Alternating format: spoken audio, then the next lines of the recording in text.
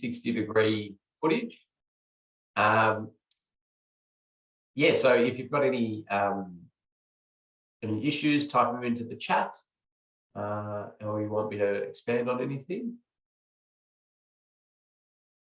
But let's have a chat about cyclists. So I suppose as road safety auditors, quite a few, well, a lot of road safety auditors do ride a bike or can ride a bike, have done it in the past. But we need to, think about some varied aspects of catering for bike riders. And so this session, we're going to look at some of those requirements for safe travel for cyclists. We're going to have a look at technical information regarding the cycle paths, shared paths, and cycling facilities. So facilities on the road. And we're going to look at common audit issues for cyclists. And as we've done before, I'll give some basic terminology and point you in some different documents. So now thinking about cyclist requirements, I've pointed a few things down here. We've got the idea of separation and clear sight lines, space to ride, smooth surface, and then speed maintenance is an interesting one. I'll expand on that shortly. Connectivity and information, but I'll expand a little bit on these. The basic sort of principle is to try to think like a cyclist and imagine yourself riding different routes, going from A to B, making turns, being in different areas, and trying to understand if you'd feel safe doing that, and would cars be able to see you, even the door zone, all those sort of questions. But the thing is, what are we thinking about with a cyclist? Like, it's such a varied road user group, in the sense that we have young kids riding, we have older people riding, we have the lycra-clad cyclists, sometimes called the mammals, the middle-aged men in lycra. And I've probably got to put my hand up and say I am one of those sometimes out for a training ride. And how do we sort of cater for all of these? And we've got cargo bikes, and we've got e-bikes now, and we've got all sorts of different things. Well, it is hard.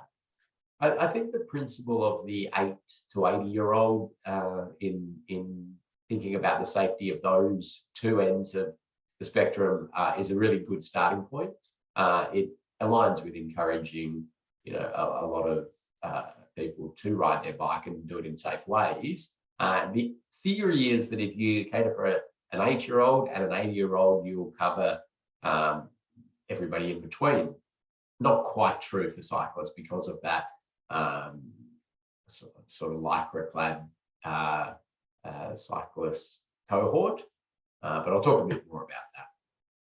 Now, in cycling infrastructure, we're actually inundated with guidance. There's a lot of guidance, and doing the audits in particular, we have a number of guides available to us. So certainly the Austroads guide to Road Safety Part 6, the Road Safety Audit one, which you're all probably getting familiar with. It's got the checklists at the back, or prompt lists as we now call them. And so that's got lots of stuff about cycling infrastructure and cyclist safety. The shared path audit guidelines from the Victorian government. Now that's one I sort of point people out because a lot of people haven't seen or didn't know that there was that, and it's a good bit of guidance in thinking about shared paths, and I'll talk about them a bit more later. But then all of these standards and guidelines that are available, Austroads Guide, the cycling aspects of the Austroads Guide, this was a collection of different aspects associated with cycling from a variety of the different Austroads guides, and collecting it all together in one document was pretty handy. And then you've got our Australian standards for bicycle facilities. And as I say, like jurisdictions are just sort of churning out the cycling infrastructure guidance. So there's a few, pop in there, I think are pretty good. And then the one that's pretty famous around the world is the Crow manual. It's a big cycling infrastructure design manual from the Netherlands, and really comprehensively covers everything off. And then I've popped in there a few other audit guides and prompt lists and other things from around the world. And I popped all of this into the learning management system for you, except for the Chrome guide. So you'd have to buy that one if you really wanted. But let me start with a common audit finding for cyclists, and it's longitudinal grades. And you can see there, I think the picture does it pretty well in showing you what the issue is, but we have the longitudinal drainage grade, and cyclist's wheel sort of goes into it. Sometimes they're bigger than that. Now, this is an interesting one. You really very rarely, well, I haven't seen for a decade anybody design a longitudinal grade into an area of cycle activity. However, I have seen a number of projects that are doing different improvements to an area, and a longitudinal grade sort of remains. So that's really another example of why getting out to site is really important. The plans didn't have that mentioned, and yet sort of right in the cycle way was the longitudinal grade. This one has popped up a couple of times in different legal cases. I've been involved in expert witnessing, and I do say in that this is one of the first things in the road safety audit course we talk about when we're thinking about cyclist safety. It's such an obvious issue. One of them was a shopping centre that was upgrading their facilities and putting in big bike storage facilities, bike racks, and those sort of things, and encouraging people to cycle there, which is great. It's just happened that the way you get from the cycle path or the shared path to the bike parking facilities and the entry, it just was through an area with a series of longitudinal grades, which unfortunately somebody went into one and seriously injured themselves. So there was no road safety auditing or no real thinking about the risks from that holistic perspective. Let's have a look at this one. And this is another one which I would say is, I suppose, it's an interesting one. The addition of bike sort of storage boxes is a common thing at signalised intersections, where the bikes can come along the side there, and then they can store not out in front of the vehicles and get a run. This one was some upgrades, adding these bike storage boxes, some different treatments along the route. The side road here, though, operates at the signals with that vehicles coming out and the left turn arrow coming in. So what we were seeing was that situation where the bikes could or store there, waiting to go straight ahead, and cars wanting to do the left turn. Now, it's a real head scratcher as a road safety auditor as to how to risk rate something like that, because I can't really see it as likely at all that somebody would miss a cyclist sitting right in the middle of their lane. However, there'll be beeping and road rage and those sort of things, but that's not really what you put as a audit finding, because we're thinking about the injury. The way I ended up doing this, well, the audit team and I discussed it, and we ended up sort of saying, well, drivers will probably go around, and there's some issues associated with that. So that's how we linked it to a crash. Because remember, you've got to link it to a crash, or it's not really a road safety audit finding. Okay, but I think it's time for you to find some issues for me. So I'm going to pop up a picture, and then I want you to point out things that you would mention as a road safety auditor. So we're going to kind of do existing conditions here, but I'll give a prize to the person who can tell me what country it is as well. But then any issues that you see, and I'll start giving out some prizes. Okay, Duncan gets the prize for knowing it's Wales. Well done, Duncan.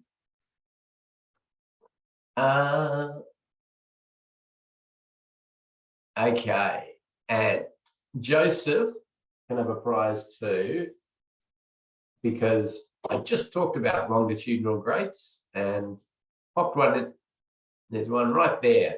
So obviously that's it's fine for, well, cyclists going that way on the road, but right where the bike path is, we've got that longitudinal grate. So that's a good spotting.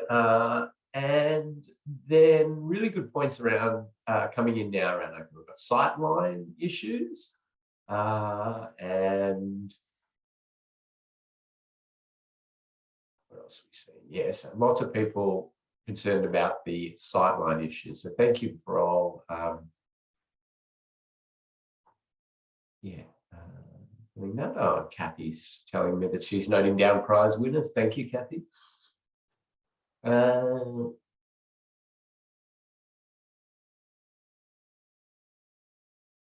Yeah, okay. So we've got some people pointing out some of the posts, which could be handlebar snags. We've got sightline issues from the fence. We've got people pointing out sort of the tactiles, and that might be a destabilizing thing. Of course, you're going to risk rate all of these, but what can we do with this sightline issue? Well, it can be a challenge. I mean, we certainly would have the option to potentially cut the fence back and open up some sightlines that way. You might need to work with the residents on that, and that can cause some other challenges from a local perspective. But that is one option. I suppose the other option would be to provide priority for the shared path. You'd still want to open up sightlines a bit, but a raised pedestrian cyclist priority through there would be pretty nice. Slowing the vehicles on the approach. Some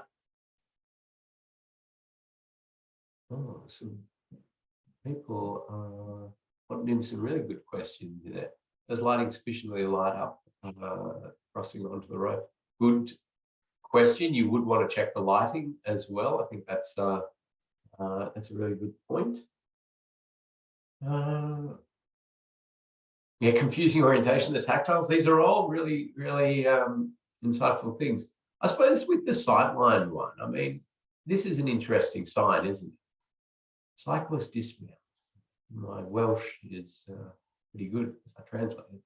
So cyclist dismount. So is that has that got us to a position where we say as road safety auditors, well, the cyclists are going to dismount, and then we don't have a sightline issue because they've stopped and they're at the seat? Well, the answer to that is, as a road safety auditor, you need to put your reality hat on and understand that the addition of that sign may make some traffic engineer happy, because they go, well, you're not achieving sight lines here, I'm concerned by that, I'll put up a sign. The reality is that nobody will really take notice of that. And we as auditors are the ones to should be pointing that out. You get the sort of height of stupidity with these sorts of cyclist dismount signs. I think this is just an amazing photo. If anybody thinks that a cyclist is going to be jumping off and walking and getting back on, and it just goes. I think it's probably the most useless sign we've got. But as a road safety auditor, if I see the sign, I go, oh, good, somebody's flagging road safety audit issues for me, because there will be a fundamental issue there. Also, in the recommendations, I think it's a really, really, it's bottom of the rung to be putting up a sign like this. An interesting, I suppose, example here, and I use this for a couple of reasons. It's sort of aligned with what we were talking about there. I won't read it all in detail, but we're doing a post-opening road safety audit of a big subdivision, and they put a shared path here, and quite a few of the houses, new houses, had their high fences, and that's the that's the garage. So we had this, thing where we're going to just have that occurrence of cyclists riding along there and potentially vehicles backing out. And you get these issues, I suppose, with just normal driveways with people walking, or sometimes people riding on the footpath. But to have it as this formalized shared path and the like, just sort of elevates it as a risk.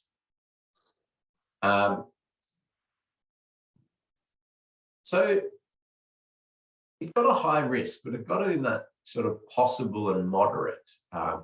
Now, that's based on sort of biomechanics of injury and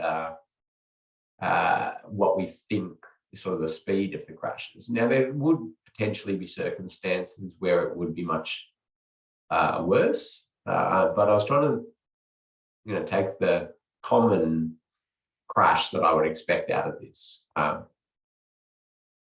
And the recommendation was to, cut down these fences.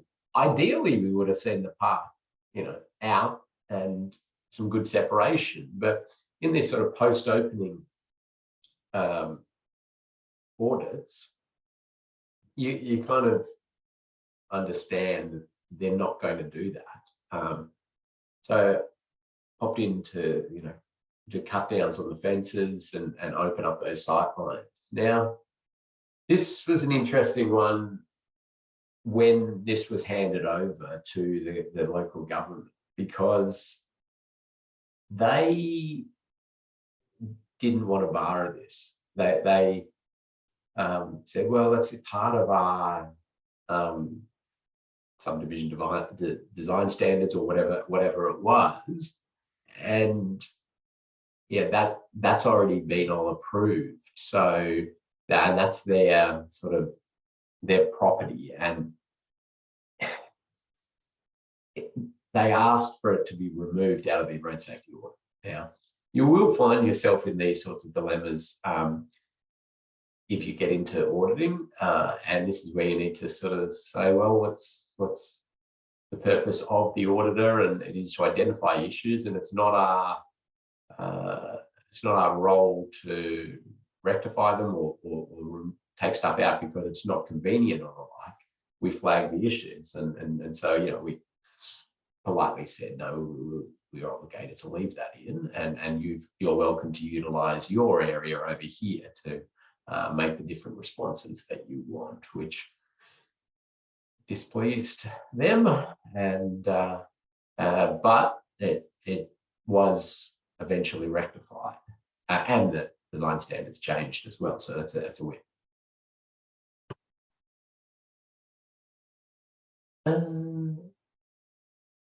Yeah, interesting that it wasn't picked up in design phase. I think that's a good point. So I'll go back to it. There was no road safety auditing at the design stage. But you still sort of would have thought that the designers of the subdivision might have been able to see that, but probably identifies a few systemic issues with their processes and the like. What else have we got there? Can DOT make restrictions for the developer so they can say to the resident, there's a developer requirement to have a fence fine? Yeah. Yes, but you want to do that in the design phase, and it's probably not a DOT thing. It would be a local government thing.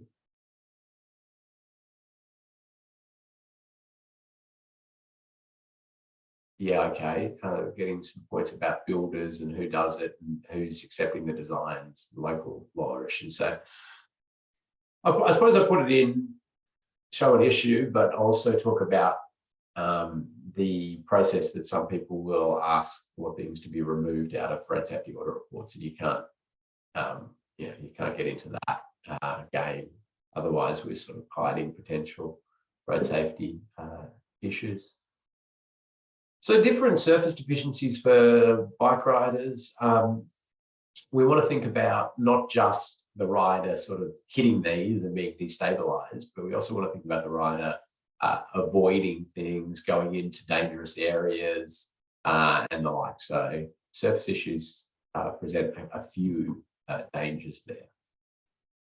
Another interesting one, before I start talking about bikes, I mean, lanes lining up is something that is quite interesting. So you can see here that this lane sort of doesn't line up with the lane here. It lines up with a sort of footpath, but this lane lines up with this one. So you're going to have side swipe issues going through here. They'll be minor. Be minor little bingles. It's not good. And in fact, you see this pop up quite a bit when people are adding new legs on intersections and the like, and they can't quite get it to line up for one reason or another. So that's an issue in its own right.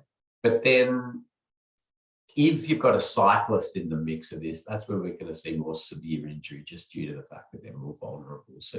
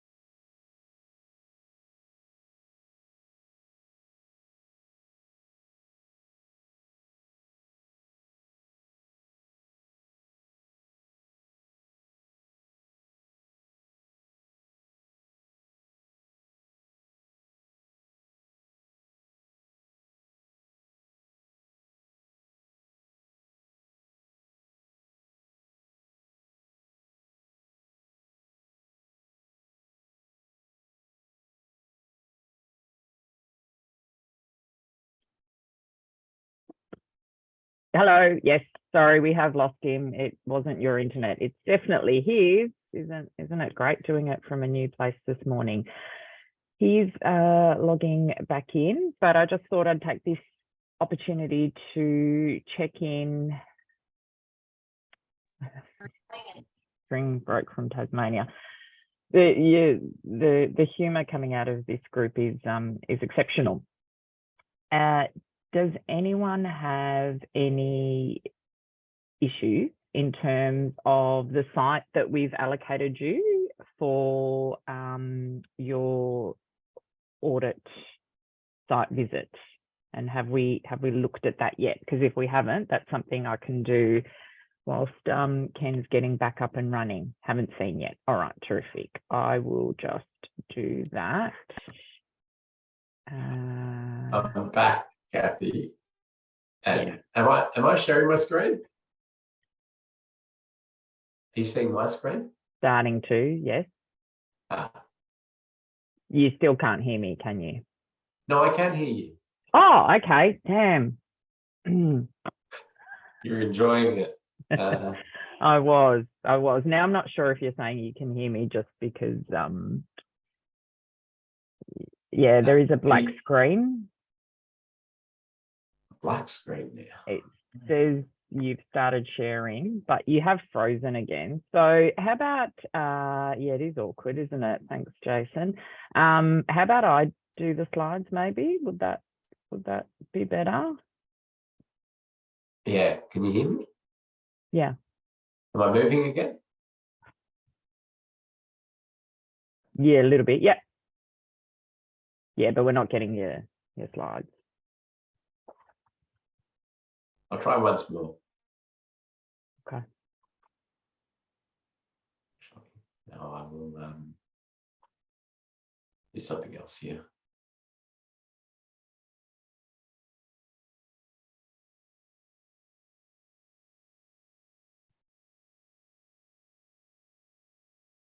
Can you see me? Can you see the slides? Yeah.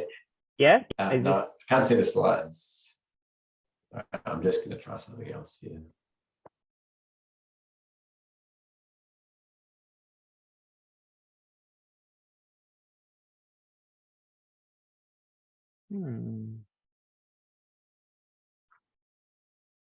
Right. The participants can see slides. Yep, I can see slides now. Okay, great. So you're happy for me to run it? Is that okay?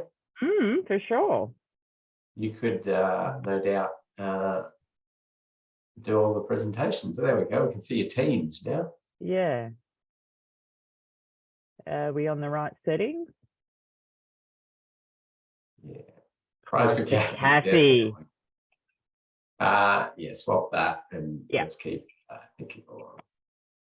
Okay, so what we're just talking about the cyclists and the vehicle coming up from behind. So things like cyclist head starts become an option there, which can alleviate that issue. Let's keep ticking along.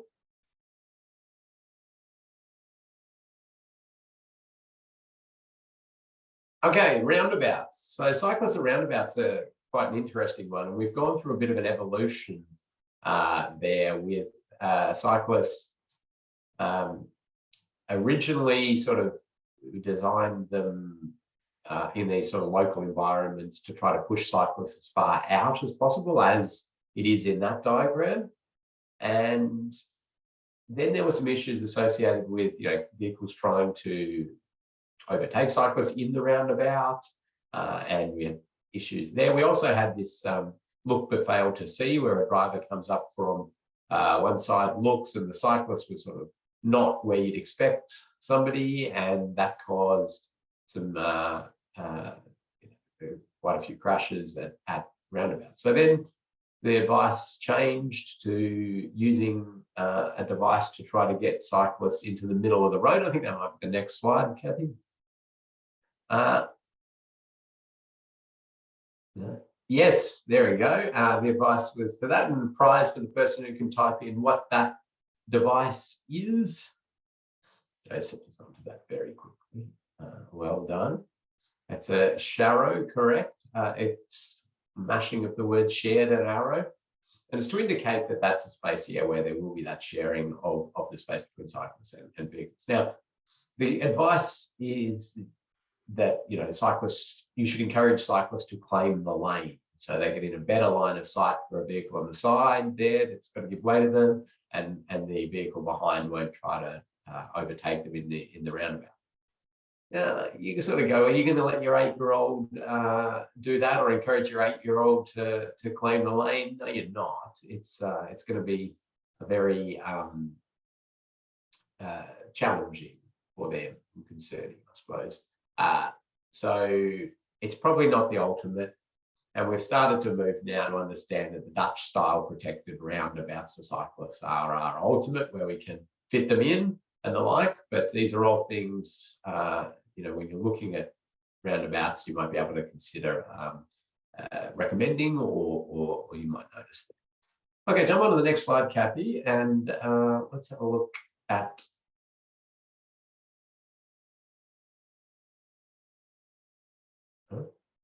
okay, there we go.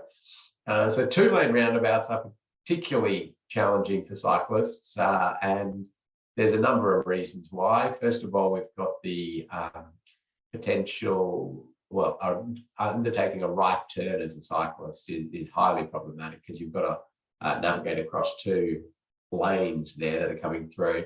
There's also a lot of dynamic visual obstruction challenges that occur with cyclists at 2-lane roundabouts, where you've got different vehicles in different lanes.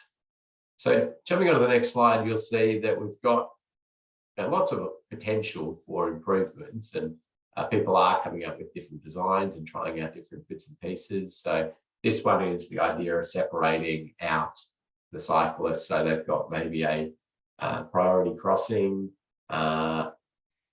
and then staggering the crossing points.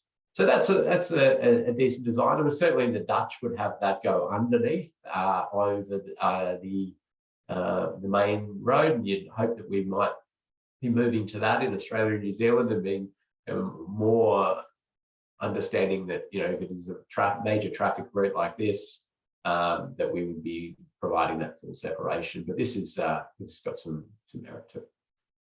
We'll jump on to the next one. But the one I mentioned before, that protected roundabout, where we see cyclists having their own facility with priority around the roundabout. So we retain a lot of that benefit of the roundabout for vehicles. And we have the cyclists and pedestrians having priority raised points. And this is the one down at Moray Street in South Melbourne. And that's the mock-up of it, but I think the next slide might even be a picture of it. And there you go, there's some of it. So you can see that it really provides that wonderful separation and the facility that you would genuinely be more comfortable having kids ride through, and everybody is in a much safer, gets a much safer outcome here. Does it work well? Is a question that's come in there. What a great question. Does it work well? It does, but it has taken the there needed to be commitment from the local government because it's not as good for traffic flow, but they don't care. Like their answer is that this is a pedestrian area, this is a cycle route, and it's a local road, and we are okay if it slows vehicles down a bit. And yeah, it from a safety perspective, so far working really well. There's two of them, so we've done some road safety analysis of them, but crashes are very much down, but you can't really be too confident on, you know, crash-based evaluations with only two sites and the like. But from, you know, analysing a few weeks of video footage on near misses and where people are storing and walking around in any of those challenges, about 80+% of cyclists are using it as opposed to continuing to just use the roundabout. There's a little bit of vehicles queuing over the crossing a little bit. That was something that was noted. It wasn't seen as a high-risk issue, but yeah, it's working really well. And I think these sorts of things are quite interesting. People will be continuing to come up with innovation and trying to design things and get improvements for different reasons. And as road safety auditors, our role is to, you know, have our independent view on this and look at it and ask ourselves, well, okay, what could be the issues here? So you see there in the top corner, we've got a little, over to your right there, Kathy. That's down a bit. Yeah, that bit. That's it. A little thing which my colleague called the mammal pouch. The idea was that a cyclist turning right could sort of prop in there and then make their decision as to when to go. And you know, I think I can see some merit to it, but I also, as a road safety auditors, we've got some concerns around, you know, that area, and if they're propped there and larger vehicles are making left turns from the top to the left, and this, you know, sweeping around there, and how many cyclists could you store there? This is kind of a bit more of a recreational cyclist route, and they tend to, you know, be in packs and things like that. So you're kind of playing all of this out in your mind as a road safety auditor. Yeah, let's jump on to the next slide. So I think this is another interesting one. And as road safety auditors, we have this sort of ability to try to maximize the safety benefit of features that go in as well. So this is a separated bike facility. which has been created in order to get cyclists out of this roundabout, at least for the going straight part. And that's what it's designed, and it looked quite good. And then if we jump to the next slide, you'll see how it was actually built. And so there it is. And it just, to me, is they've spent a lot of money to get this cycle facility, cyclist bypass area there. And then I think it is very unclear to a cyclist coming up here that that is what they should use. So, I mean, you can put yourself in the saddle and think about that and go, well, you sort of get to that and with it, you might miss that little, cyclist only sign, and it kind of looks like it ends and you just got to fight it out in traffic because that's the footpath up there. So I think a bit of innovation there, or a bit of use of green paint, kind of like this way, where they're trying to direct cyclists using green paint rather than the very traditional use of green paint, which is at a conflict point. So cars can see, okay, a cyclist could be coming, they see the green, and that's the idea of it. But it's now more and more being used as a little bit of a guidance, so to direct cyclists where to go. So on that previous slide, it's certainly a small bit of green paint would have done a wonderful job in helping cyclists actually use that facility. Okay, strip shopping centres. So we're having a think about the challenges of these strip shopping centres. And the next slide is a picture, I think, from that one's not there, but the dooring issue is something that we're very conscious of for cyclists. And it's not the damage that happens. Well, yes, there are serious injuries when cyclists hit doors, but the bulk of the fatalities we've seen and a lot of the very serious injuries are actually the secondary crash, where the door is open, the cyclist hits it in some description and falls, and then vehicles coming through in the very close to it either strike the cyclist or run over the cyclist. So it's an issue and it's a challenge in these strip shopping centres. Fundamentally redesigning the whole thing is good, but as auditors, we're trying to have our involvement in a project usually that's sort of on its way, and they've got designs, and we can try to encourage different bits and pieces. So jump on to the next slide. The challenges often occur as well, like Sydney Road here is a big challenge, because if you even do simple things like line marking, cycle lanes here to really try to encourage that, as they've got here, which is Glenferrie Road, which they can do because that's permanent parking, but back on the Sydney Road one, that's sort of clear way. So they use that as a running lane. So if you did that, you'd have sort of a cyclist lane in the middle of a lane during part of the day, which wouldn't work at all. So those are the different challenges to work through. But the ultimate, really, one at the moment we've got in our toolkit is the Copenhagen style lanes and the physically separated lanes. Now, as a road safety auditor, when you get these ones to look at, you know that they're going to be much more beneficial from that separation, and you've got the area where the car doors can open and not be struck by cyclists because there's actually a buffer area. That's one thing you'd be looking at as well, the buffer area. But it's the vehicles entering and exiting driveways and side roads where you're thinking about sight lines to cyclists. If you have multi-directional separated bike lanes, that can be pretty problematic for that entry and exit, because a driver entering will often be looking for the cyclist from only one direction, not quite realizing that bikes will be potentially coming from both directions. And even the sight lines on these can be challenging. A little design I saw, which I really liked, was the use of blue stones in the separator so just at the bottom right of the screen there, where a vehicle could be coming in, it's a blue stone, so they have almost like a speed hump So they slow at that point just before they enter to give everybody a bit more time. I like that. And of course, opening up sight lines with just thinking about where you're parking, how much of your parking there is.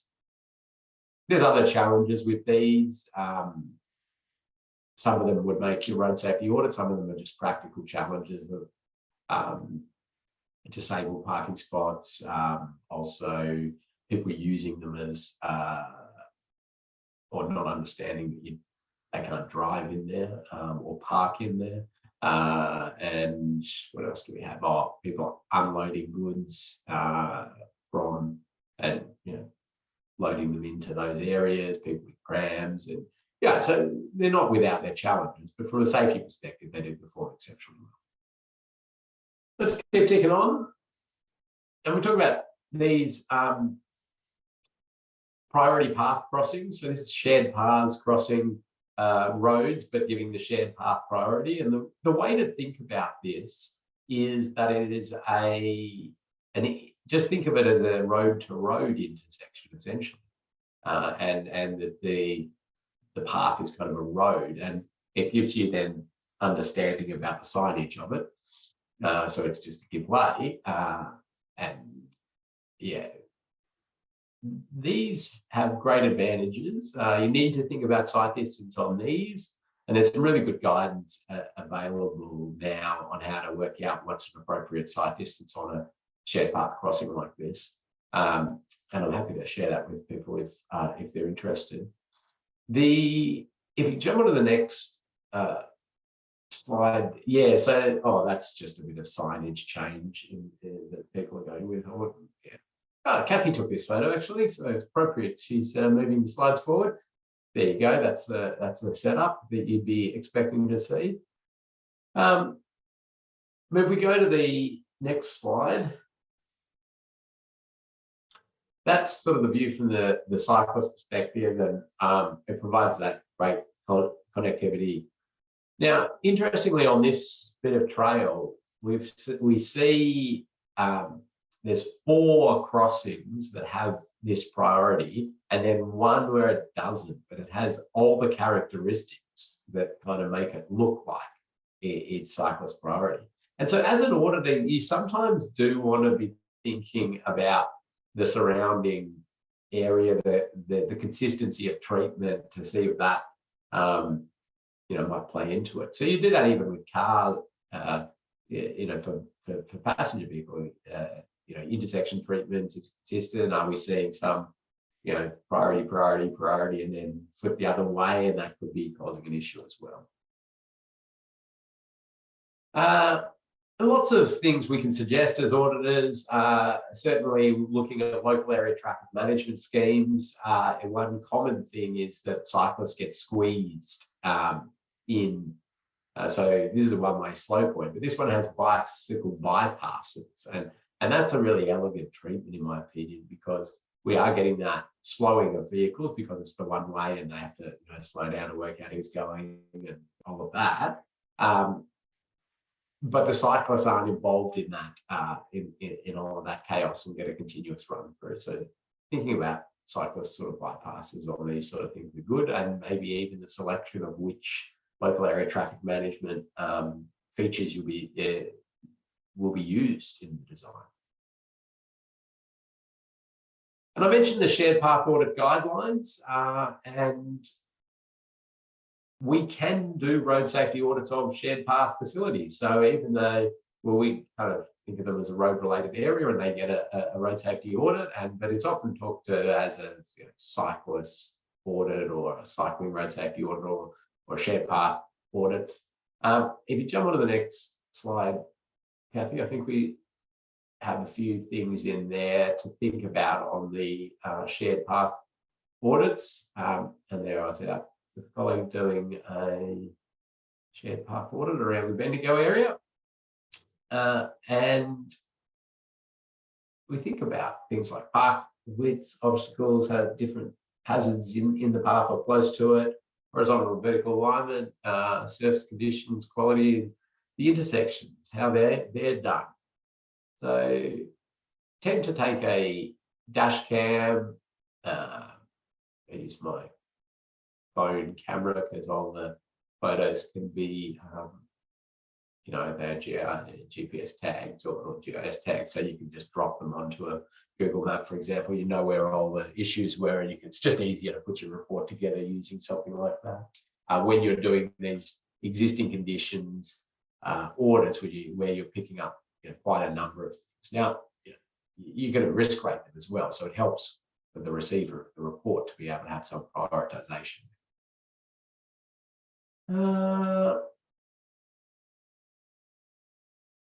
Intersections between paths are an interesting one, and there's a lot of similarities to a vehicle-to-vehicle style intersection, where you'd be trying to ensure you've got clear priorities, good sidelines, advance warning, line guidance, idea of 90 degrees, so you're not getting those angle, hard to do head checks and see things coming and the like, and trying to manage speeds at some of these.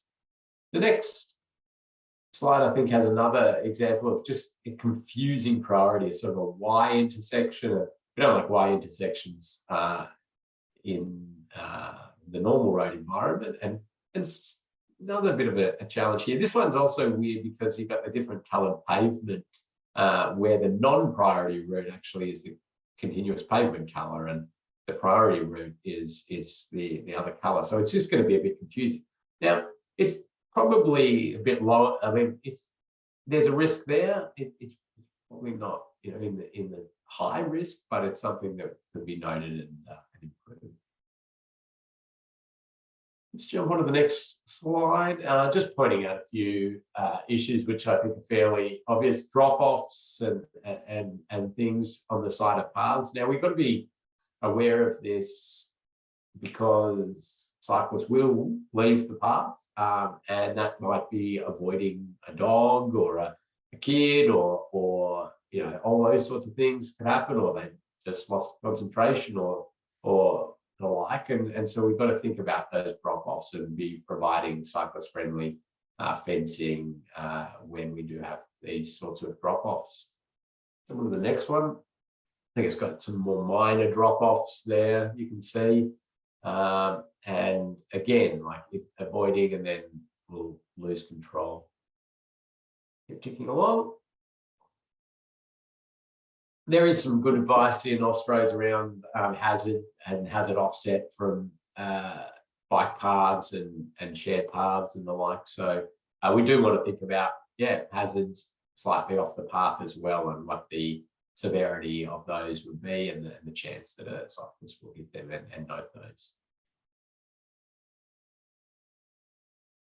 And often you get, these sorts of features which are kind of within the path and not delineated well. I don't think I've got a nighttime photo of that one, but it really doesn't get picked up at night, and can be the things that catch a handlebar or these sorts of challenges. A lot of shared paths and bike facilities are in areas that flood, and so that there's a fair bit of auditing actually done after that. A lot of local councils we use, have that as an opportunity to go, okay, what needs to be rectified in the path after this flood event, and you see lots of things you'd expect, mud and stuff on the path, but sometimes it's dislodged structures and other bits and pieces. And the fencing, I mentioned fencing, but you've got to think about what fencing is being used near cycle facilities and shared paths, because the ability to catch a pedal, a handlebar, and these sorts of things can really destabilize the rider. So this one's no good from that perspective, but the next one I think is a proper cyclist, so that's cyclist-friendly fencing, and there's good guidance and on what is not. But the idea is that a cyclist's shoulder will hit the fence and not catch those bits and pieces. Another one which you sort of pick up in the audit is where, the designer has done a good job in thinking, okay, I want to protect the path users from vehicles that leave the road. They're concerned by that and the high-speed environments. So they've used some guardrail here. And the challenge we've got there is that we're presenting the back of the posts to any cyclist that has left their lane. And yeah, we have seen that one occur quite a bit, and some pretty horrific injuries to cyclists hitting the back of W beams. So we've got ability to put another rail on the back of that. There are now pretty good flexible W beam systems. You can do back to back. The different roadside barrier manufacturers have different post capping products and other bits and pieces. So there is opportunity to lessen that risk. And yeah, things that are put into the path to stop vehicles can be hazards to riders. This one has that little chain. I think somebody's tied a bag there to warn other cyclists at night. You know, that's there, or people aren't sort of looking. So we need to think about that. I mean, we obviously wanting to stop cars getting in that area, so something has to be done, but just thinking about ensuring it's very clear, very well delineated and the like. And I think this is a reasonable one. I mean, I don't like having the cable stay in the middle of the path, and the ideal would to not have that. However, if it's there, I think they've done a really decent job here of some advanced line marking warning. They've got flexible posts that have retroreflectivity on them. They've highlighted the hazard, and I think it's a pretty good setup. Okay, let's jump to the next slide. Oh, why was there somebody using the road? Let me just jump back there, Kathy. Oh yeah, okay. So this is it's a little bit hard to see. Yes, this is down the boulevard in the Richmond area, and it's probably look at that. It's probably one of those classic examples of the mammal cycling set, although that doesn't look too mammalish. Just use the road like always there, and the shared path is walkers and the less confident cyclists and the like. So yeah, it's where you do get that big. Okay. And we've popped a resource sheet in on these thematic audits, so cycling audits into your USB, except for you didn't get a USB, so it's the learning management system, it should say, the LMS, and you can have a look at that. But it just gives you some of those tips that I was already giving you around what you should be thinking about on cycle-specific audits and what equipment you might take and those sorts of things. I don't think we'll do the quiz, Kathy, because I'm trying to make a bit of time after all of our technical chaos going on today. So I suppose we'll give people a little break, and I might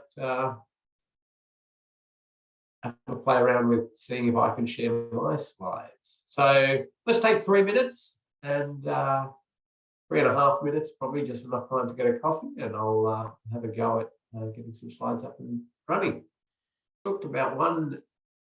We've talked about one two-wheeled road user, and then another one being motorcyclists. So I'm going to jump through a few things here, very similar to cyclists, talking about requirements of safe travel for motorcyclists and some technical information that's available, and then road safety audit issues and some different terminology. But motorcyclists are extremely vulnerable road user group, and they're somewhere in the 20 to 30 times more likely to be killed or seriously injured compared to a passenger vehicle for the same journey. So there's a variety of reasons for this, which I'm sure you're aware of quite a few of them, but I'll pop them into the chat. Why do we think that is. Some of you are probably motorcyclists as well. I am a licensed motorcycle rider myself, but I'm not an active rider. So let's see a few ideas. Okay, so we've got stability. Okay, other vehicles maybe not seeing them. Their inherent vulnerability from Ben, I think that's a very good one. No protection, and yeah, no airbags, no rumple zones, no seat belts. They're not a hazard to the car. That's interesting. Yes, speed can play a role into it. So I think these are all really good points that are coming through. Joseph's point there at the end there is very interesting. Not considered much in design, car-centric focus, and that I think has been very much something that's happened for a long time, and we're getting much better at thinking about all road users in designs and the use of the road system, and certainly cyclists, as we saw. There's lots of different guidance out there, and pedestrians are getting more and more. There's more and more guidance and more facilities, but motorcyclists haven't had much of a go at that, and are considered somewhere, like often just considered as cars, but they're not cars, are they? But it's not cyclists either, so it can be very hard. Gary's made a good point there about the too small contact patches on the road, so that causing some other issues. So if I keep ticking along here, there is some guidance available, and it's the Making Roads Motorcycle Friendly suite, which is trying to look at what characteristics of the road environment are particularly important for motorcyclists as compared to other road users, and what are the differences. So these are available from most jurisdictions. It's all pretty much the same. It all started in Victoria and then has been sort of reused by other jurisdictions. So have a look at that. I'll pop some of those into the learning management system as well for you to be able to download. I like to think about the 5 S's for motorcycle safety when I'm auditing. So we've got the sight, the surface, the signs, the strike, and the speed. So can we see a motorcycle rider? Can the rider see what's coming up? Is the surface appropriate? Have we got signs there to warn, inform, and guide? And when a crash happens, what is a motorcyclist going to hit? And then what's the speed of all of this going to be happening? But when we think about risk, we've got this likelihood times consequence, which is the way we arrive at that risk in a road safety audit, isn't it? That we think about what's the chance of the crash and then how bad is it going to be. And if we look at the sight, surface, and signs, they're all about the likelihood of crash. They're trying to stop that crash happening. The consequence, the severity of the crash is in that strike. And the speed, well, it sort of does both, the chance of a crash and how bad the crash is going to be as well. So let's just work through those, and I'll highlight a few little bits and pieces, and we'll go from there. So motorcycles are smaller than even small vehicles out there. Some measurements for you in your notes. So, why have we got this safety margin? Let's pop that into the chat. Look at safety margin. What does that mean? Just extra buffer, or is there a reason for that? Any ideas?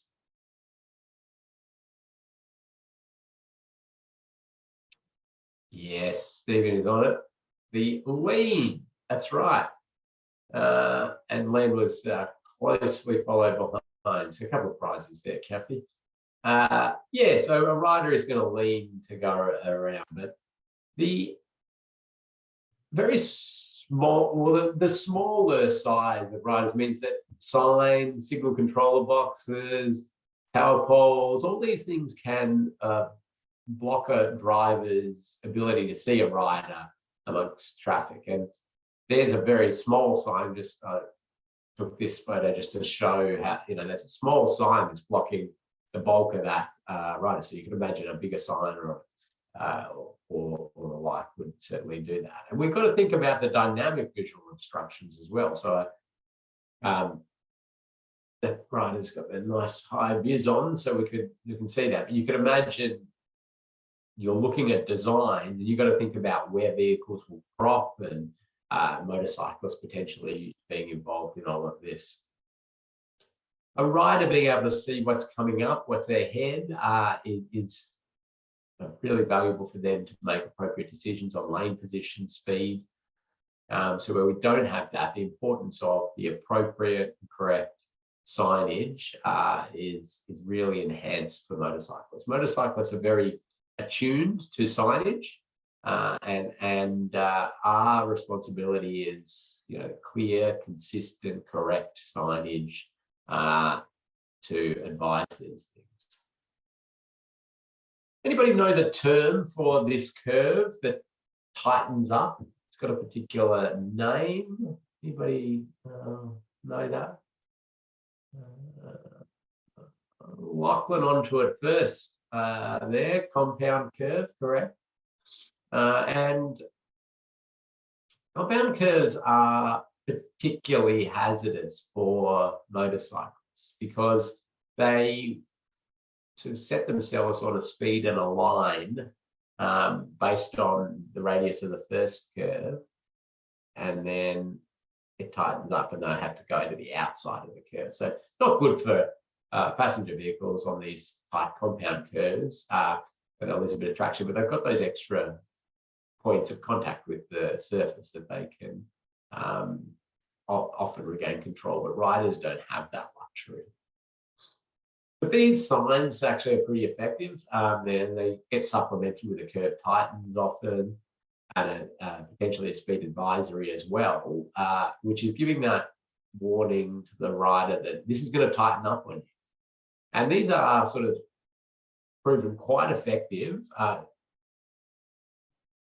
least in terms of the riders seeing them, knowing what they mean, acknowledging them, and there has been no crash-based evaluation of the effectiveness of these, but they're something that you as a road safety auditor might consider recommending, because ironing out a compound curve on a tourist route is just so insanely expensive, like to change that it just almost would never happen. So we've got to think about how we do this.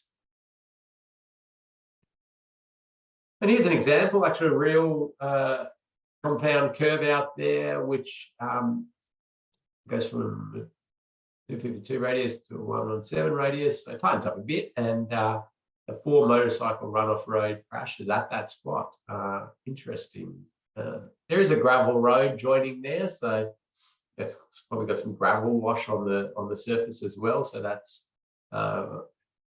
compounding the issue. Excuse the pun. Now, question for the group. So there's a common crash scenario involving a motorcyclist, and we see it quite often. Do you think the motorcyclist is vehicle 1 turning in there, or vehicle 2 coming up there in the more common? Obviously, they could be either, but there's a more common one, and lots of 2s. Everybody is on it. Absolutely, it's 2. And the reason for that is that the motorcyclist is just easily hidden behind those other cars, and the quick look that the driver making that turn in does, and trying to see, and cars are subject to the same crash often. Bicycles the same when they're running curbside, but motorcyclists particularly vulnerable to this due to being a bit smaller, so hidden easier, and being more vulnerable.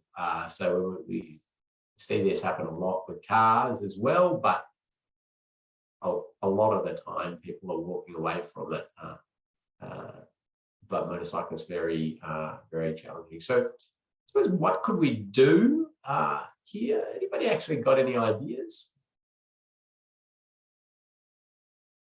As an auditor, what could we recommend? I mean, there's many things we could possibly do here to try and lessen this risk. A second.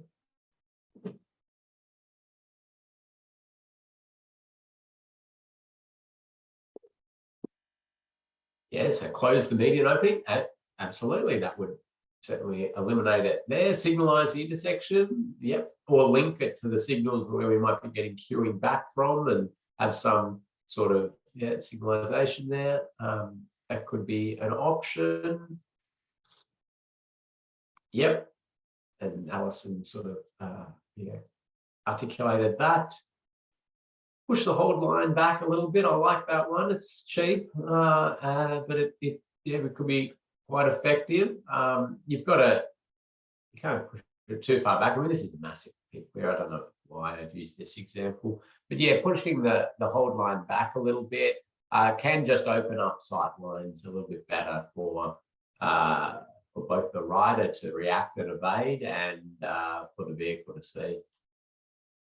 And here's a picture of that intersection. Nice one just came in there, raised the intersection, slowing the vehicles down, slowing the riders on the approach. Absolutely, that'd be a nice one.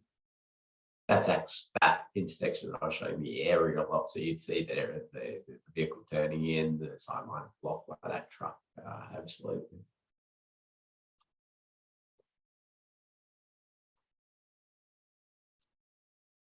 And yeah, as I mentioned before, small things, trees, blocking a rider. So the rider could be coming off the platoon fast.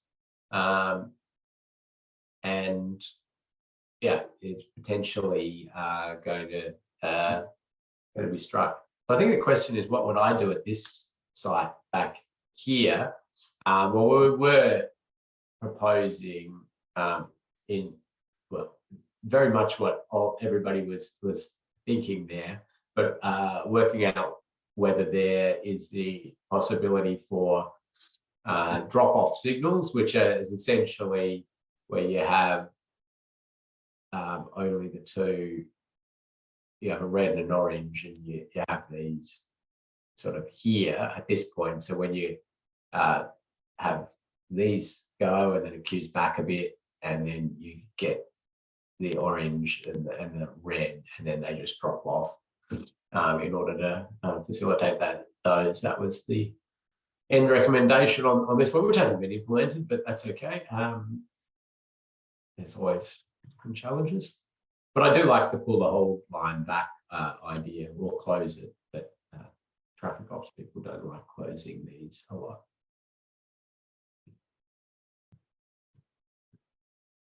So surface, it was well articulated there. I think it's by Kerry that there's two small contact patches with the road surface, and riders lean and the center of gravity is out. So the surface becomes so important for a rider, especially when they're leaning or they're braking, and those areas you really need to consider. So that lean area, even where they're slowing into a curve, are really important spots for riders. So we want that really consistent, good skid resistance surface, so riders have the best chance at staying on. But unfortunately, a lot of the network's not that good. We see different surface issues. So this one's like a depression there where it'll bounce the bike a bit and destabilize the bike from that perspective. We've got big blowouts here and the like. Now you might think, well, it's going to be obvious. See it. Well, they could be following behind other vehicles. It could be a bit wet or the like. And now I think it's just pictures of bad roads from the bad road file. Even gravel and things and mud from work sites can be hazardous for cyclists and motorcyclists. But we do want to think about that, and especially as we're seeing more and more delivery riders and the like in urban areas, and thinking about ensuring that they have that stability. Even thinking about our patching and the like can potentially have an influence where we've if we're able to do full width patching and things, it's going to be helpful that it in the future won't break up at that point.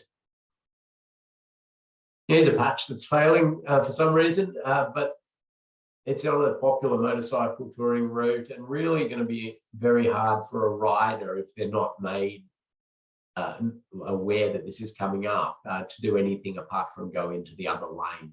Because they will have to either pull the bike upright to navigate through this, or they don't have an option to avoid by going inside the curve. It's very hard to do. So the audit, a road safety auditor would be just talking about, well, rectifying this, but warning of this hazard coming up and being very clear about that until it's rectified.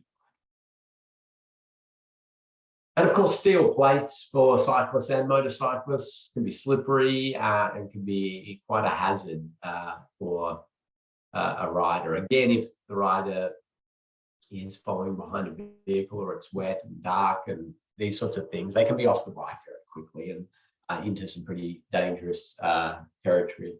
So you can get skid-resistant surfaces for metal plates. Again, ideally, we don't have them in the roadway, but sometimes either temporarily or for a longer term, sometimes they need to be there. And so that skid-resistant surfacing can be helpful. There's some of the skid-resistant surfacing on one, and it's coloured, and you can see it. And the bolts are sticking up a bit in this one, but and then also when we're looking at designs, new facilities, say a roundabout design, we want to avoid having service lids in the roadway and in the circulating carriageway. I mean, I think you can probably justify that from a safety and design perspective, that it's best not to have them there. But also, like for a motorcyclist, these sort of things in an area where the rider will be potentially leaning or avoiding something else or trying to brake, and there's a lot of challenges potentially associated with that. And the skid resistance can be improved in all sorts of variety of ways. Different water blasting and different surface treatments are available.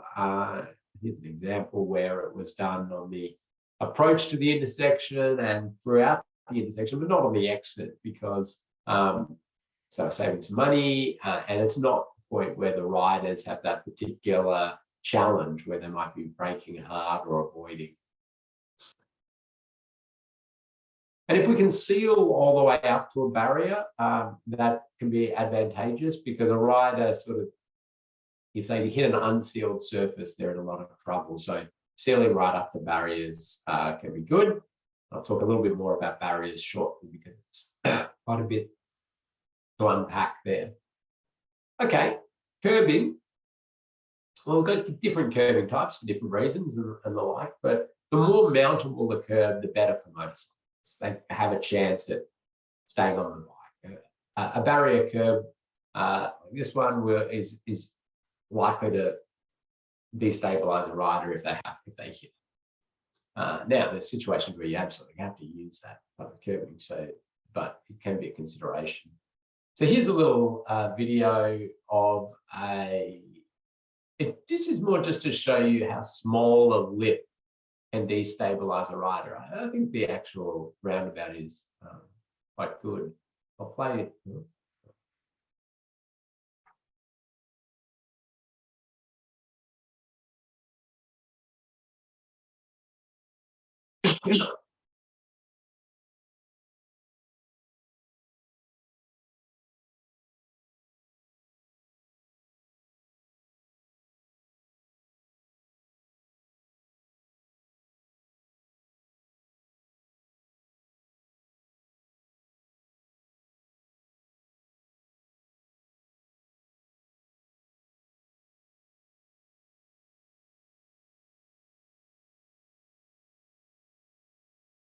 Yeah, so the rider there struck the grab rail.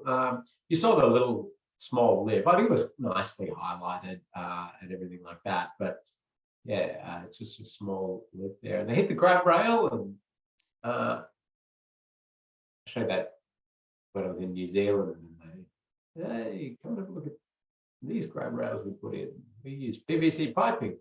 I was like, very interesting. Yeah, it is. Oh, the video didn't play, did it? Okay. Sorry. Yeah, I don't know how that would hold up to the UV light thing. But anyway, bit of innovation. Yeah, I think that's the idea. They do shatter on impact. These ones will break away. I don't know where they fly, I just thought it was funny.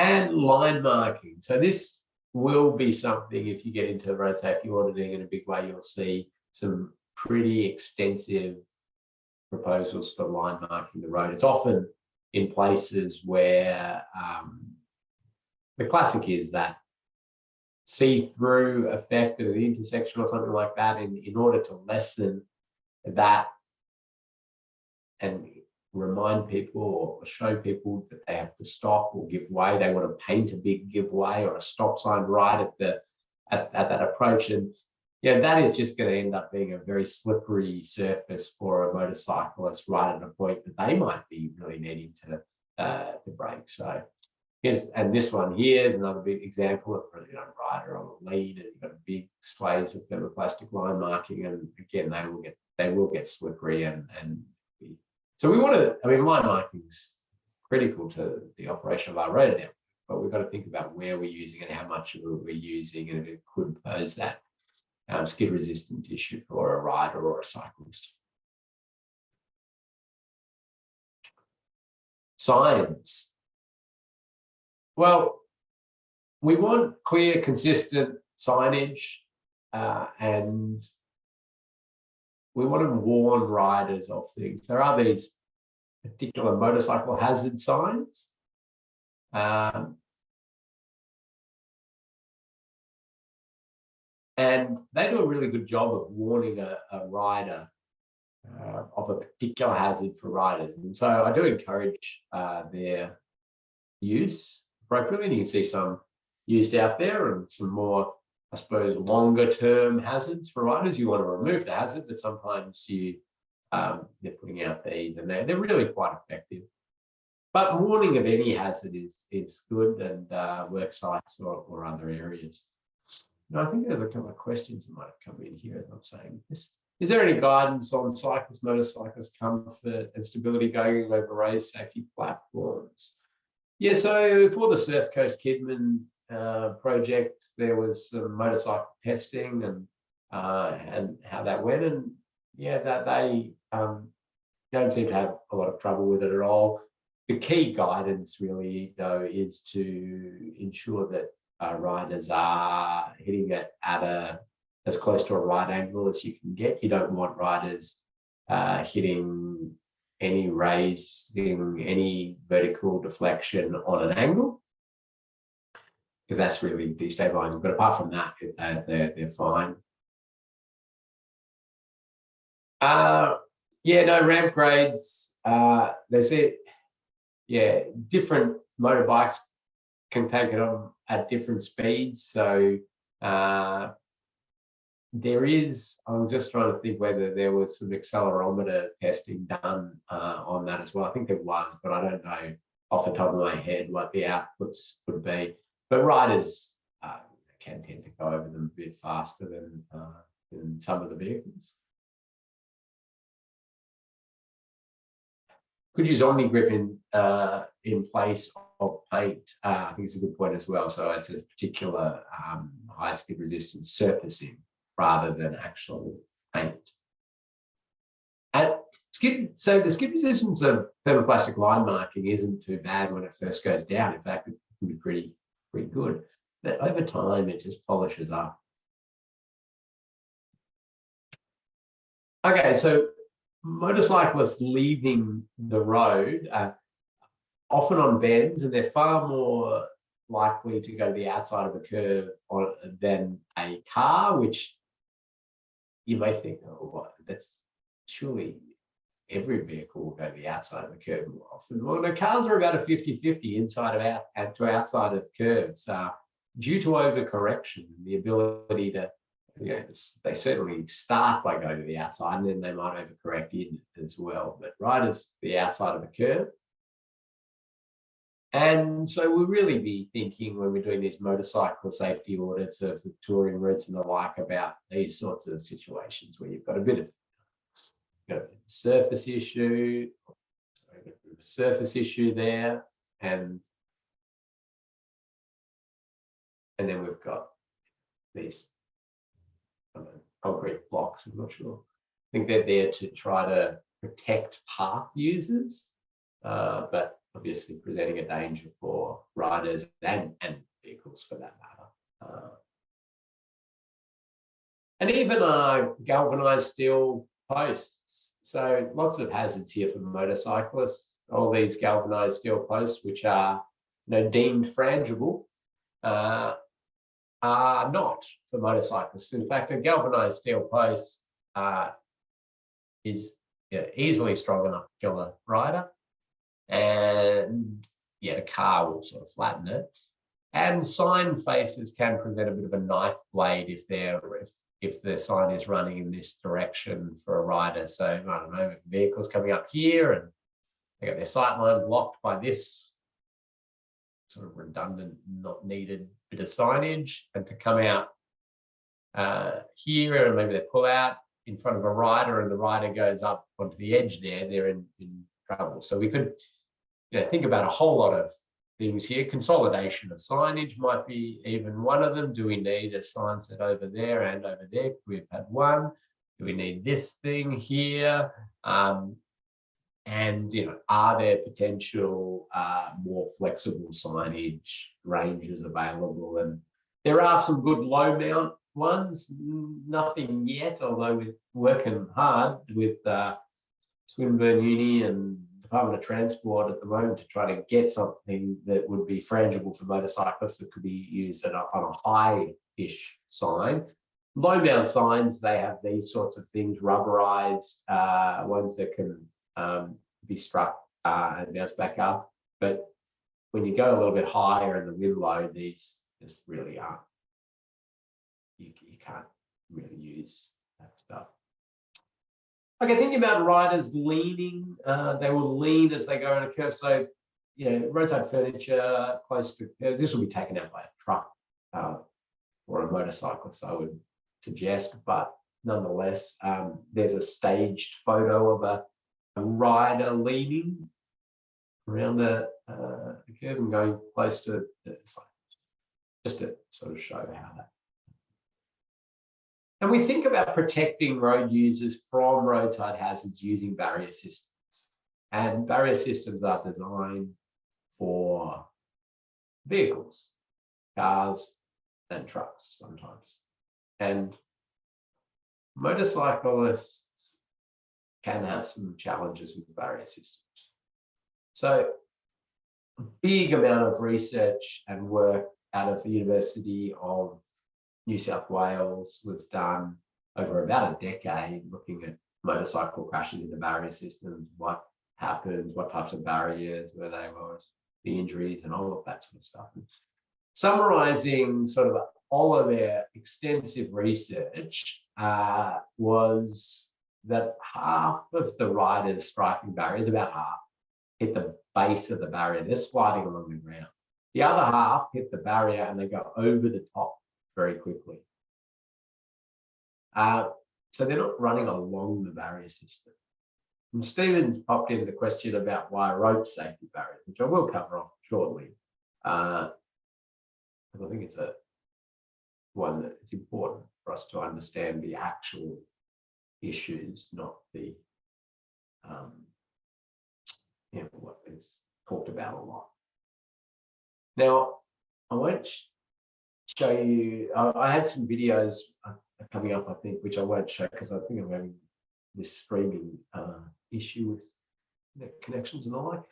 But we can address half those crashes, the ones that are sliding on the ground, by using underrun protection if you've got a W-beam system. So I've got like sometimes got a rub rail. A rub rail is one of the ones. There's lots of different proprietary brands now, motorcycle protection rail and biker shield and a variety of other ones.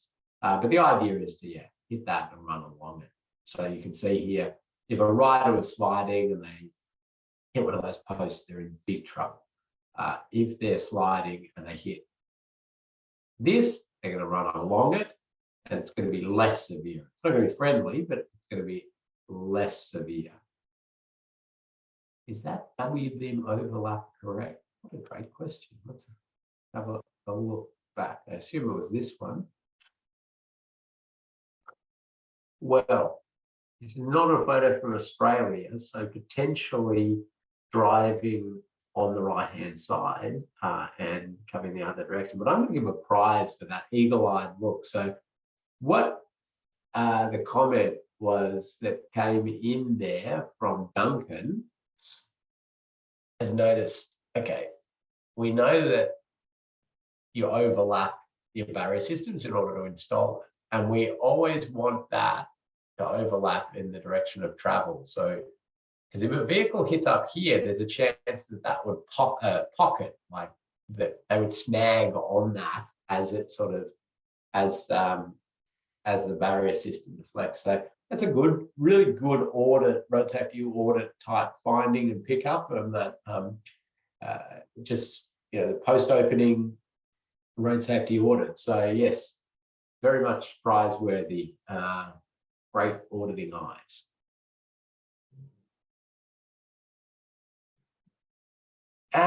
This is just retrofitting of some underarm protection. You can see the little brackets to sit it out. And this one might play actually, because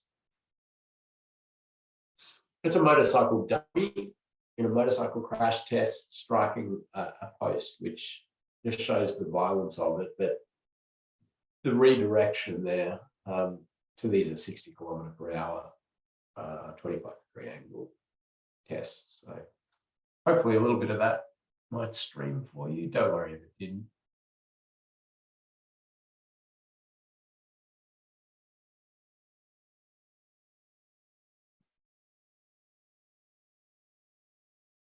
So here you can see the underarm protection all the way up to a certain point on this barrier system. And anybody got any ideas why it might have stopped at this point?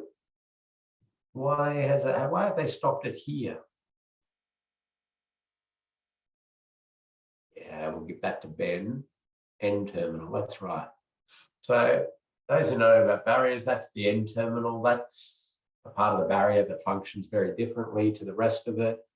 It's a proprietary product in its own right. It's got special features that sort of make it either concertina on itself or extrude. And nobody's tested it with an underrun protection, and nobody, I don't think, well, they have to do 8 tests on an end terminal, so it costs an absolute fortune. It's, well over $1 million to get your end terminal approved through testing. So to go through all of that again with underarm protection, nobody seems to want that. And so, yeah, the advice actually is, and as an auditor, you might be pointing this out, is you certainly don't want to see anybody attaching underarm protection to an end terminal, because we don't know how they will function. It could put other road users at risk. So you would extend your barrier system outside so that the terminal sits outside of an area that's more likely to be struck, as Duncan is sort of saying, they're away from the bend.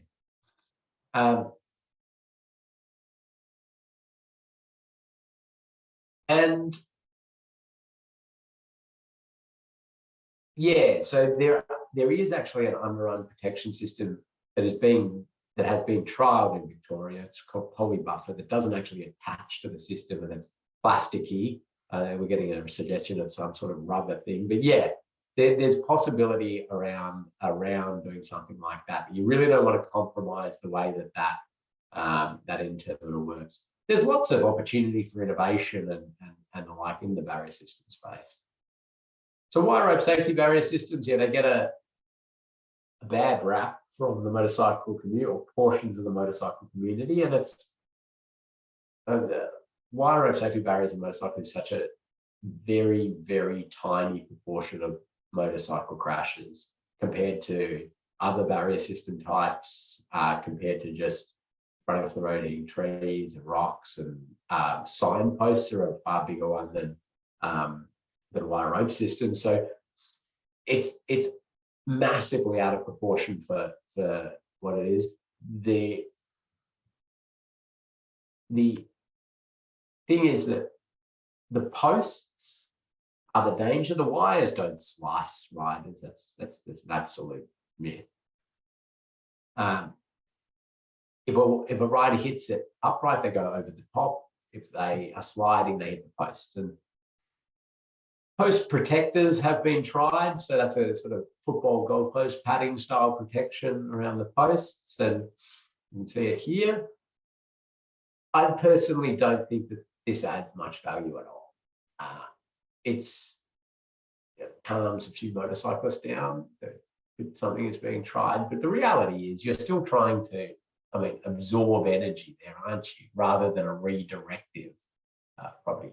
But the thing is, you really don't use wire rope safety barrier on popular motorcycle routes because you can't, or areas that have higher danger for those things. And when I say you can't, you physically can't. Because if I'm looking down on a curve on the road and I put a barrier system out there and I put one of these wire rope safety systems, the way you do it, you post it, you wires it, and then you tension it. You tension the thing up. What's it going to do? Your posts just start to bend. So on these windy tourist motorcycle routes, you're not going to have this. This barrier system will be used on long, straight, relatively straight roads. And motorcyclists don't fall asleep and leave the road the way passenger vehicles do. So for all of these reasons, I've never seen it as an issue. Spent a lot of my time talking to motorcyclist communities about this and trying to, but it's actually changed in recent times where we were absolutely fixated on getting wire rope safety barrier systems in any location we could because of the exceptional safety performance, because they're so flexible for passenger vehicles. And the alternate was a G4 or Type B W-beam system, guardrail system, right? Which was giving us about 40% to 45% crash reduction, whereas wire rope was up in the 90s.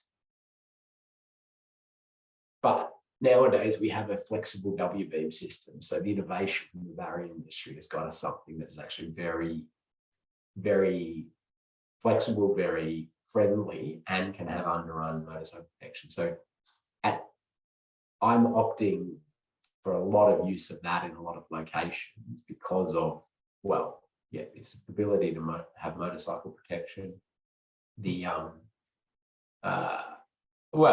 It can take a few nuisance hits as well, where wire rope safety barriers are not. So there's a few reasons. Plus, there's a cost thing. A whole of life cost of flexible W-beams is quite good as well. These are 40.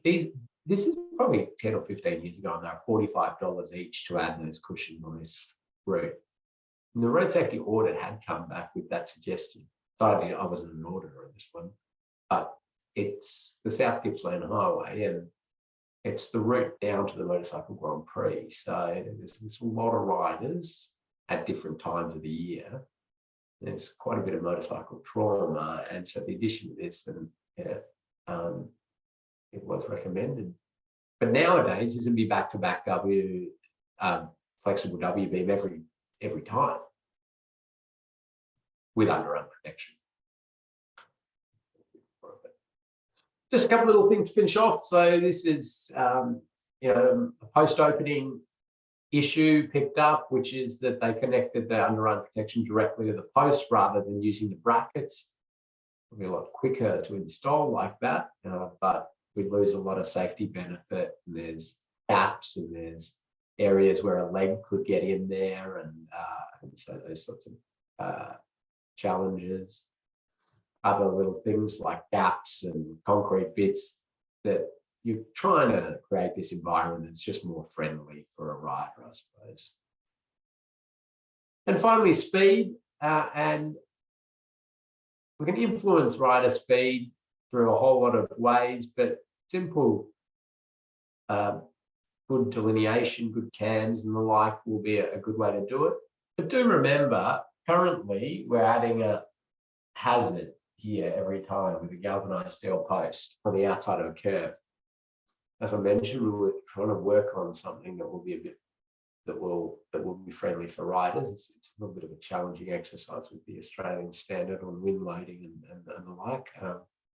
But yeah, just do remember that as well. But advisory speeds, consistency of advisory speeds, correct advisory speeds can be hugely beneficial. The riders may not follow that speed, but what it is saying is that, you know, this is what's coming up in terms of the curve and those sort of things. So consistency is key. No surprises for the rider.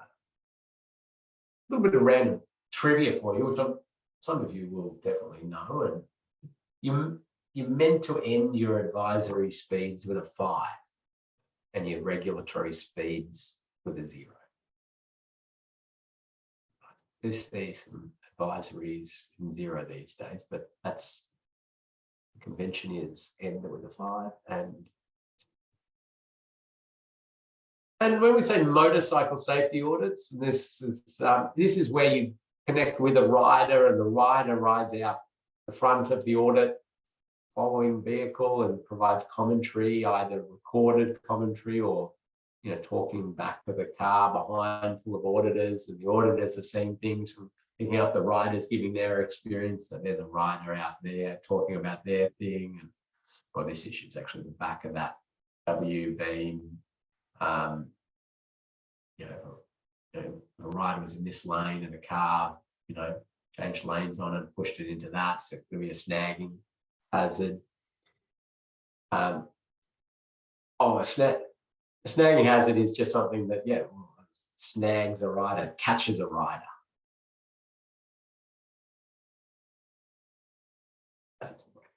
But anyway, there's another fact sheet in the learning management system for motorcyclists.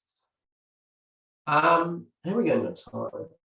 No, I think I'd better hand over to Kathy to take you through the learning management system to show you where your sites and everything are. Kathy, you're still there? Yeah, yep, still here. I don't think you got what's a snag hazard? Not sure if you got that question. Yeah, I sort of mentioned it briefly there, but yes, anything that catches a rider, snags a rider, could be back of a W beam or a sharp bit of fencing or anything like that. Thank you. Okay, so here we are in the learning management system, and we're in the road safety audit course. Now, I added a little bonus resource there, Ken, which is this great leaflet from New Zealand. It's about untangling wire rope barriers for motorcyclists. And yes, I think I've got it here.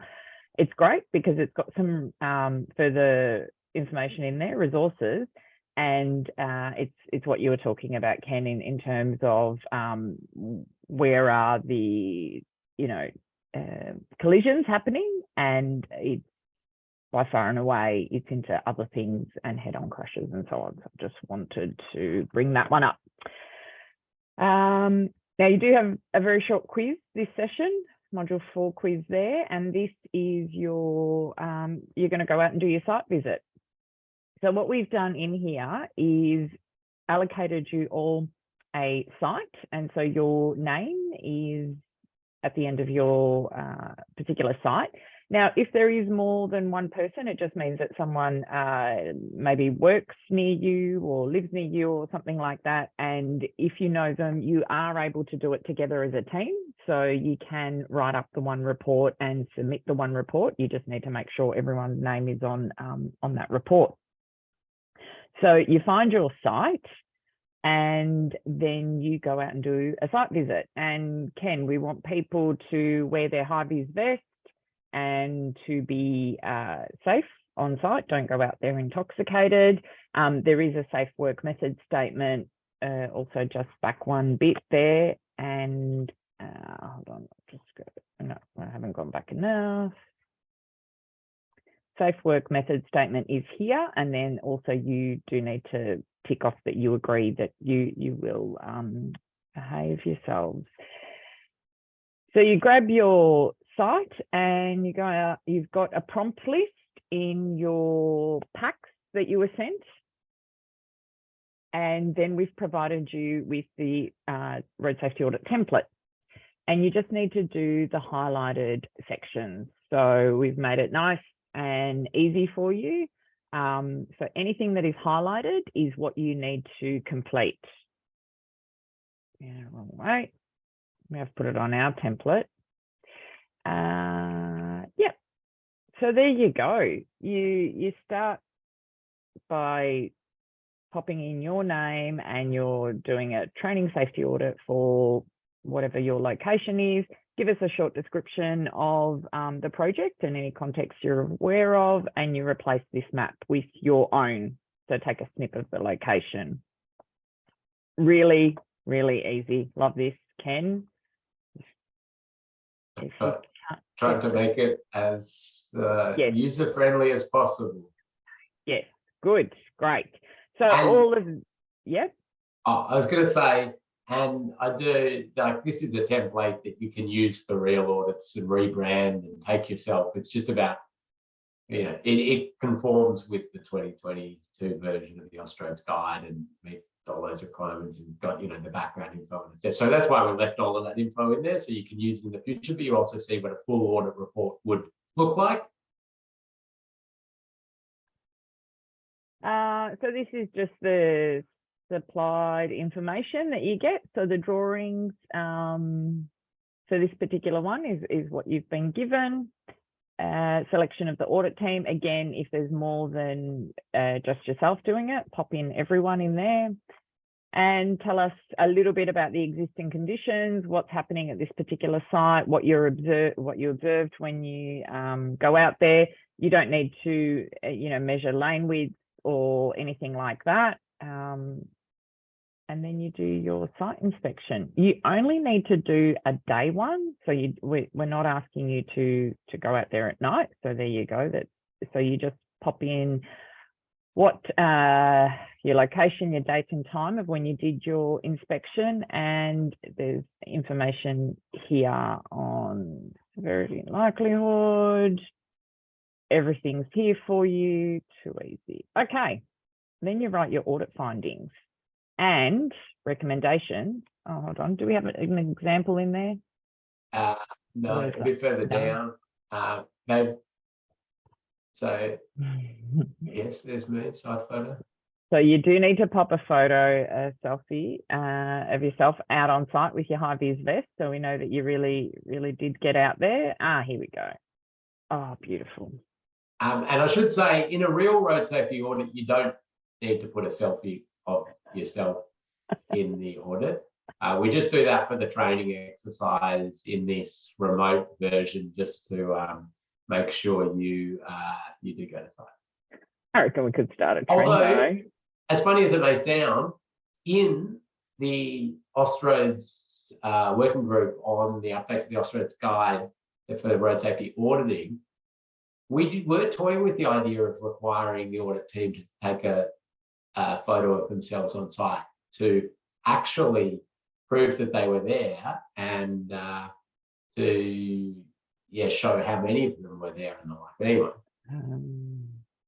you could rent a crowd anyway. Okay, so you write up your audit findings, and what are we looking for? 3 minimum just of 3. 3, just 3. So just 3, okay, not even a maximum. So just 3 audit findings. And there's an example here for you. And again, I think in your pack, you've received how to write up your audit finding, all the little bits of ingredients you need to put. pop in a snip or show us exactly the bit that you're talking about. So this one here, it's very clear we're talking about here and here. It's very clear apart from the fact that the word example only is over it. You tell us what the level of risk is and your primary and supporting recommendations. And you don't need to complete this section here, the responsible officer. That's for the project team to, so there you go, leave blank. And I think that's it. Yep, isn't it? PDF it and upload it back in the learning management. Now you've got 2 weeks on there, but I would suggest jump onto it, get it done. Don't let it hang around. Because it's only 3 issues, you shouldn't take you a huge amount of time. Of course, get in contact if you're struggling to understand your design or the like, or if you're struggling to find issues, or you're struggling to work out how to write things up, just get in contact. We're more than happy to help you through that. Questions come in, do you need 2 separate reports if you have 2 in the group? Yeah, well, you can write the 1 report, but you both need to upload it into the learning management system. So they can be the same report, but it's just uploaded twice it needs to be for our records and records for different governments who, approve the course and the like. So we need, each of you to upload it, and we need then, if we're going to see 2 identical reports, we need to see both people's names on both reports, if that makes sense. You're both part of that audit team. Don't feel that you have to work with another person if they're there, or try and track them. They're just, get it done. Should we include crash? So for this audit, you don't need to track down any further information. If you need to make assumptions, don't need to go track anything down. For a real audit, you may want to look at crash history, and as I talked about before, that's up to you, and you can usually download that from most jurisdictions. All right. Well, thank you, Kathy, for saving the day with the technical issues. I apologise. We tried running the course out of a different location, which hasn't seemed to be successful. It's all right. We've got the recording to look back on. Thank you, everyone. Yes, thanks for putting up with the technical issues, and I'm glad we got there in the end. And if you've got any questions, or if you have happened to move 300 kilometres away from the site we have assigned you, or you're, on holidays somewhere, or any other sorts of exciting things, please get in touch with me and we'll find you a new site closer to where you are. Yeah, or if you see somebody else's site, you go, oh, that's more convenient. Just let us know and we'll let you do that one. Oh, yeah, absolutely. For sure. Thanks, everyone. Happy Friday, and catch you next week. Bye. Yeah.